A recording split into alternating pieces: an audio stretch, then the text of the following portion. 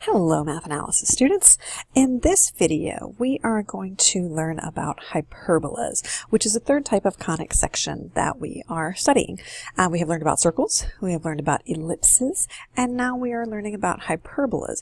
And if you see this image on the screen right here, this double cone, if you were to take a plane and slice it down vertically, then you get that image right there, which is a hyperbola, which is basically two symmetric parabolas. We're going to learn how to graph hyperbolas and write equations of hyperbolas. So first, the definition of a hyperbola. It's a set of all points where the absolute value of the difference of the distance of any point on the hyperbola to the foci is constant. This is a lot like the definition for the video of an ellipse, where we're talking about the foci being two fixed points, and we're measuring the distance from any point on the conic to those foci. The big thing that distinguishes hyperbola equations and the definition from an ellipse equation definition is that hyperbola is the absolute value of the difference of the distance is constant, whereas the ellipse was the sum. So when we have, in this example here, two vertical parabolas, they are symmetric. If we measure the distance of any point that is on the hyperbola, like this point right over here, B, if we measured that distance, the distance from that point to this focus point and the distance to the other focus point, then the difference there would be constant. If we were to measure from this point over here, Q, to A and Q to that focus B, that difference would be the same as the difference of the distances from point B. We'll learn in our next class and video about how to find the foci. Today we're going to focus on drawing and writing equations. So there are two types of equations for a hyperbola, and the way that they're written determines whether the hyperbola is made of two parabolas that open horizontally or two parabolas that open vertically. If the x minus h squared term comes first, if we have x squared minus the y squared, then we get a horizontal hyperbola. And if we have the y squared minus the x squared, then we get a vertical hyperbola. We're also going to talk about equations for asymptotes and foci. We're going to find foci in next class. I think it makes sense just to kind of get into it though. Our steps for graphing. First, we plot the center. Then we plot the vertices. This is just like we did for an ellipse, only then we're going to do something very different. Instead of connecting them to make a smooth circle for an ellipse, then we draw in the asymptotes. We make a box and graph from the center, and then we draw the hyperbola, and then we draw in the foci. All right, let's get it straight into one to really see how this goes. So looking at this hyperbola right here, we have the x squared minus y squared. So this is going to be a horizontal hyperbola. We're going to find the center the same way that we have been doing for circles and for ellipses. Our center right here, use our h and k. Our center is 1, 0. And then our a value is 5. Our b value is 3, just like we were doing with all of the others with circles and ellipses. Foci we'll do next class. And then the asymptotes we'll talk about after we graph. Okay, so let's graph this. We're going to put our center at the point 1, 0. And then the number underneath the x tells us how much we're going to move horizontally. The number under the y tells us how much we're going to move vertically. So left and right will move 5 units. 1, 2, 3, 4, 5. 5 units left and 5 units to the right. And we'll move up 3 and down 3. Now this looks almost like we're going to make an ellipse, but we are not going to make an ellipse. We're going to connect these points. We're going to make a rectangle or make a box. And so we're going to go down and over. I'm drawing it in a dotted line because this is not actually our hyperbola. This is just what we're going to use to make our hyperbola.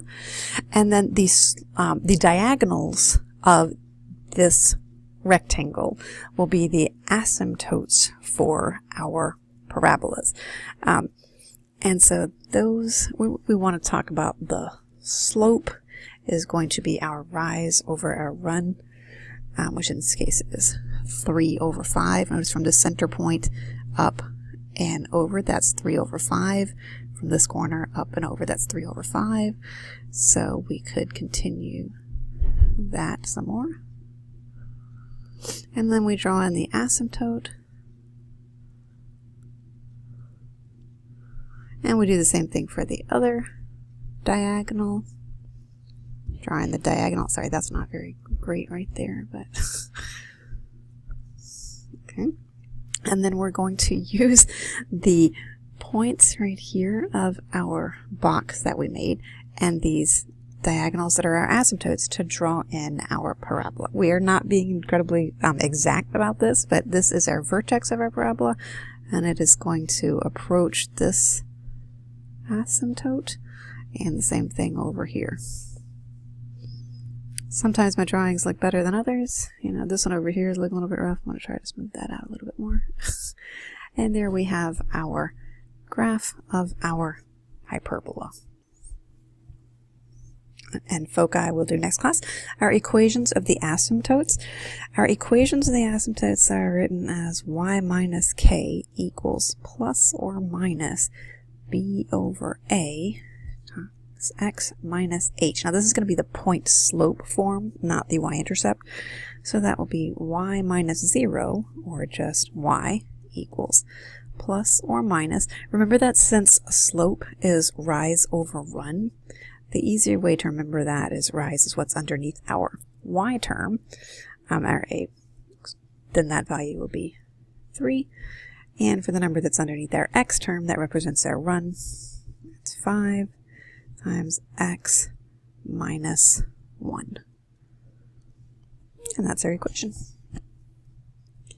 For our second example, now this one has the y squared minus the x squared. So this is going to be made of two parabolas that open vertically. So go ahead and note that right there. Our center is our h and our k. Remember here that the h goes with the x. H is 1. K equals negative 1. So our center is 1, negative 1. Excuse me. Our a value is 4. Our b value is 2. So let's graph. Our center point is 1, negative 1. And again, the number under our y is telling us how much we're going to move vertically. The number underneath our x is telling us how much we're going to move horizontally. So we're going to go up 4 and down 4. We're going to go left 2 and right 2. And then draw in this box made with these points.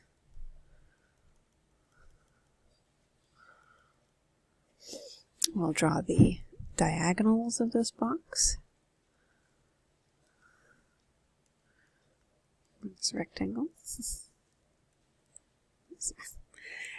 And then we will draw in our two parabolas. And this is vertical, so this point right here is one vertex. And we're going to approach the asymptotes. And down here, again, that is a vertex, and we'll approach our asymptotes right there. The equation of our asymptotes, once again, is y minus k equals, well, this time it's plus or minus a over b times x minus h. That's y minus k, so y plus 1 equals plus or minus rise over run. So remember that our rise is 4, our run is 2.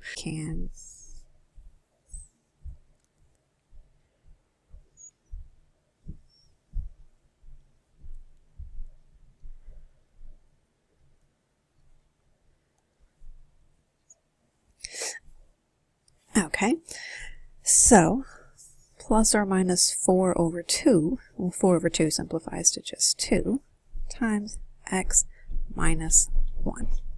And some of you are probably wondering about the plus or minus. Anytime we draw in these asymptotes right here, one of these is going to have a positive slope and the other is going to have a negative slope. That's why we have the plus or minus. Okay, now let's work on writing the equation of a hyperbola from the graph. The way we do this, we want to find the center point, find a and b by counting from the center point, then find a squared and b squared. So on this one, important to note first of all that it is horizontal. So we are going to list our x squared term minus y squared term.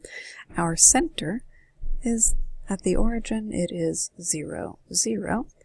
So when we write this, we will have x squared over something minus y squared over something equals 1. And then looking at our graph, we see that from the center, we're moving left and right 3 units.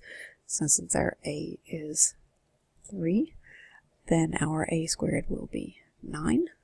And our b value is moving up and down 2 units.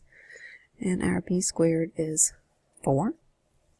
So our equation is x squared over 9 minus y squared over 4 equals 1. And our asymptotes will be y minus k. Well, k is just 0, so y equals plus or minus b over a, which is 2 over 3 times x minus h, which is just x, plus or minus 2/3 x.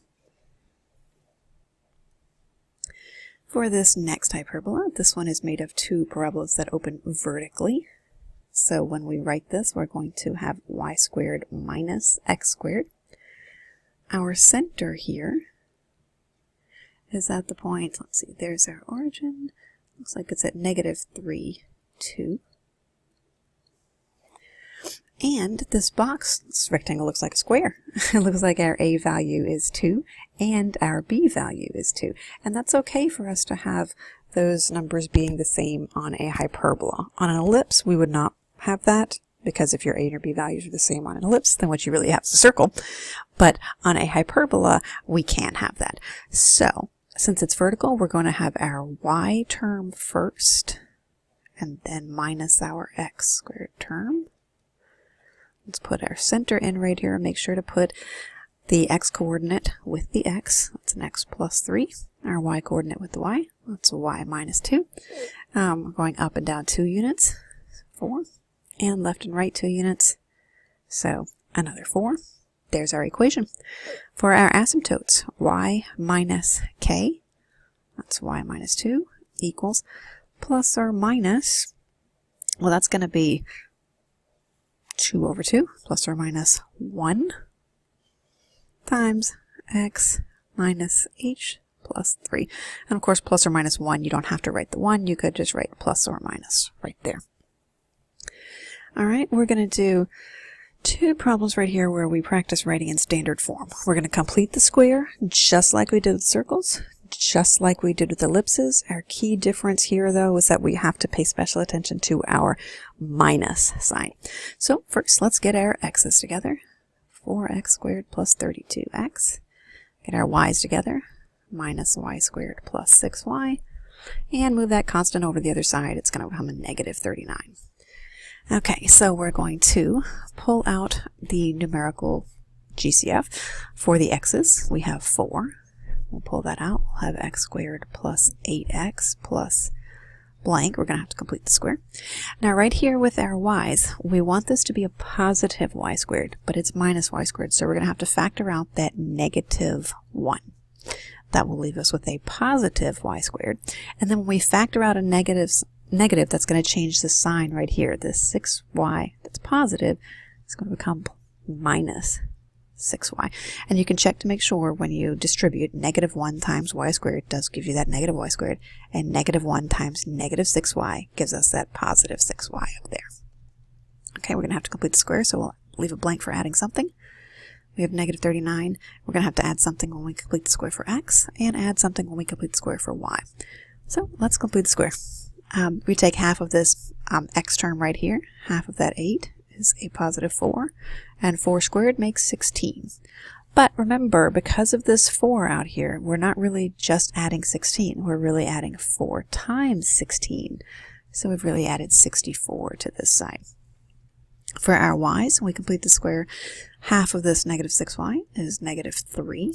When we square that, we get 9. But there's a negative 1 out here. This is negative 1 times 9, so we really added negative 9 to this side. Okay, now we'll rewrite. We have 4 times x plus 4 squared minus y minus 3 squared equals, we add negative 39 plus 64 plus negative 9, we get 16.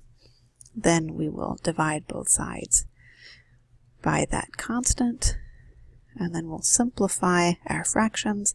We'll get x plus 4 squared over 4, because 4/16 becomes 1/4, minus y minus 3 squared over 16 equals 1. And for our last problem of this video, we have another one. We're going to complete the square. Now this time we have 9y squared minus 4x squared. So if we were going to graph this, it would be opening vertically. Let's group our terms together. 9y squared minus 18y minus 4x squared plus 24x. And when we move that minus 63 over the other side, it'll become a positive 63.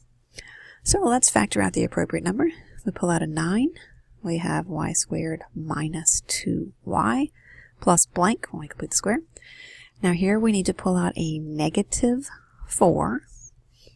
Then we have an x squared minus 6x. Remember, check just to make sure negative 4 times negative 6 makes a positive 24x. And leave a blank for completing the square. And on the right, 63, the number we're going to add for our x's and the number we're going to add for our y's. So let's finish up. Half of this is a minus 1. Squared is 1. But remember, we're really adding 9 times 1. We're really adding 9 to the left side. So 9 is what we need to add to the right-hand side. And when we complete the square for our x's, half of this middle term is a negative 3. 3 squared is 9. But this is really negative 4 times 9 is a negative 36 is what we've added to the left. So that's what we need to add to the right. All right, now let's rewrite. 9 times y minus 1 squared minus 4 times x minus 3 squared equals, on the right we get 36. And now let's divide everything by 36 and simplify. I'll get y minus 1 squared over 4, because 9 over 36 is 1/4, minus, when we reduce 4 over 36 we get 1/9, so that will be x minus 3 squared over 9 equals 1. And there we have the equation for our hyperbola in standard form. Okay, next class and next video we will talk about finding the foci and how to determine the equation when we are given different pieces, just the same way that we did things last week with our ellipses. Okay, bye.